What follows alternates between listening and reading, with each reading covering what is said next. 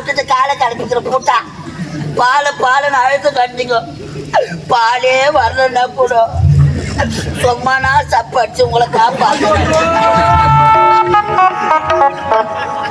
அவன் சொல்றான் என் சக்கா தருங்க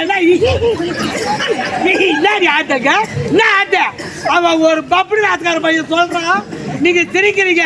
இதுக்கு தான் ஆரம்பத்துல சொல்லியிருக்காங்க யாராரு எங்க வைக்கணுமோ அங்க வச்சிருக்கணும். எங்கிட்ட வைக்க முடியாது.